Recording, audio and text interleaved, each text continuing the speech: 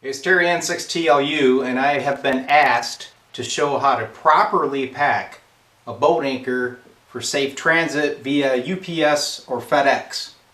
So I recently sold this Ranger to my friend W1LJD, that's Augie, and he lives out there, I think, in Connecticut.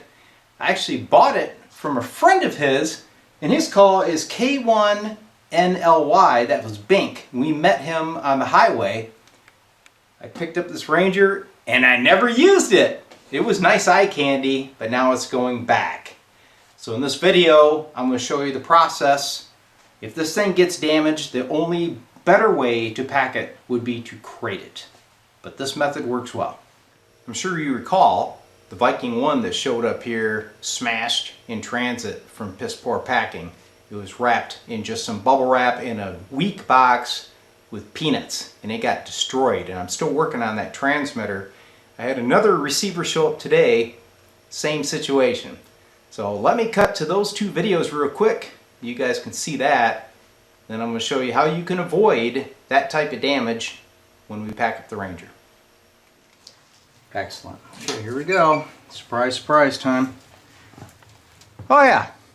So since there's no packing inside, all the rectifier tubes are smashed. My goodness. You can see all the glass down there. And the center cage is damaged. The cabinet's bent. The whole cabinet is actually bent like this. This one's off that way. This is off this way. And we've got a sheared hinge. So it's yet another piece of history damaged by poor packing. You can see the cabinet is kittywampus. No packing inside. I'm surprised the tubes didn't go flying. The back is buckled. Why? Because it was in a box with a thin layer of bubble wrap in packing pellets. So the weight was able to shift and the radio was easily damaged. Alright, well, the first step is to protect the inner workings of the Ranger. Meaning I'm going to fill this with fine bubble wrap and tape that down and then put the Ranger back in the cabinet so that if a tube happens to come out of its socket, it's not going to fly around in here and damage things. The other method would be is you remove all the tubes and you ship those separate. But I've had good luck by just protecting the innards with bubble wrap. Alright, she's pulled out of the cabinet. Now another thing I always do is remove the VFO spinner knob, and that's going to be wrapped in the bubble wrap that's inside the radio. Also, the rear shorting plug. You never want to ship one of these with that plug installed on the back, because I guarantee you it's going to snap off the guide pin and the guy that gets it going to be pretty bummed out, right? So these two components will be wrapped in the bubble wrap inside of the radio. The reason I take off the spinner knob is there's that vernier coupler back here, okay? If this takes an impact on that knob, it can either bend the shaft or it can damage the insulator in the VFO. Once again, the new owner will not be happy. Alright, so this bubble wrap bag contains the spinner knob and the shorting plug.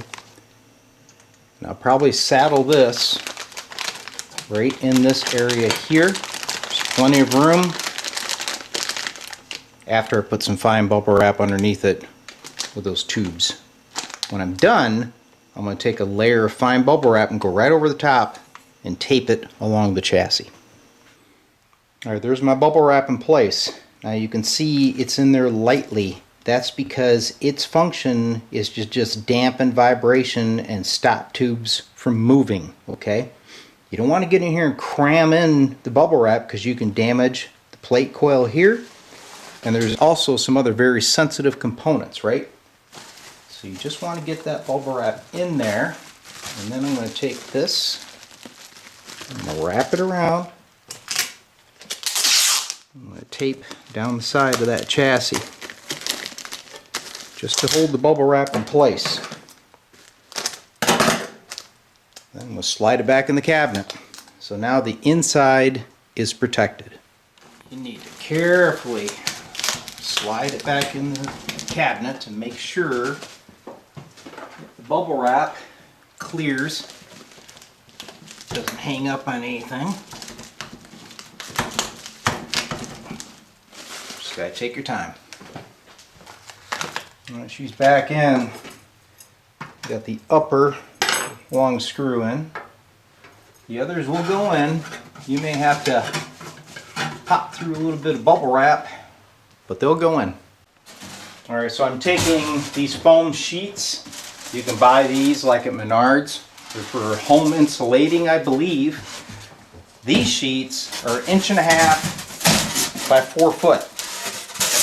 And what I'm going to do is build these walls in on this box. We'll build this walls in, and then the Ranger inner box.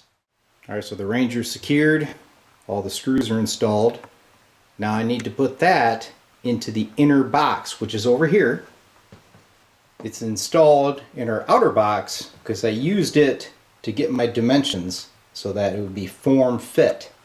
So this box is coming out, the Ranger will go inside, bubble wrapped, slide it back in. I have some upper pieces that will go on it, seal her up, and it's ready for the trip. You see, I wrapped the Ranger in this white plastic, and that's because I have found that bubble wrap at times will attack paint finishes, and you'll have these little round circles all over your radio, and you'll wonder where they came from. Okay, so I always do that to protect the finish of the radio. So I'm going to take the bubble wrap, wrap that up, and then that Ranger is going to go into this box. And one thing to point out, you notice I did not put the line cord inside of the bubble wrap. That's because, take a look at the size of that, right? If that were to shift, guess what it's going to do? It's going to either scar up your cabinet, or you're going to have a pile of bakelite where the cord used to be. All right, we're getting closer. This is the front of the Ranger. It's sitting on a piece of foam. There's another piece of 1.5 inch foam above it. Bubble wrap on the sides. I have a new front cover, which is going to roll up over the top of the box, and we're going to hot glue it. So you can see that the power cable is still on the outside of the box. What I'm going to do is, when this box slides into this box, I'm going to make a notch that will cradle just the power cord. Then there's no chance that it can damage the finish on that Ranger. Alright, it's time to get the Ranger in the outer box. I made the notch to clear the power cord.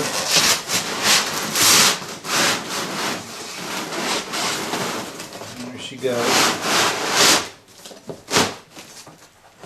Power cord's going to just sit right in there. So it can't damage the radio. Alright, manual goes in here.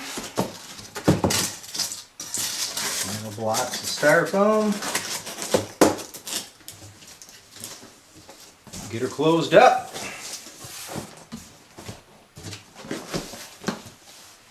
Alright, mission accomplished. Packed weight 56 pounds on its way to New Hampshire. Got the state wrong the first time.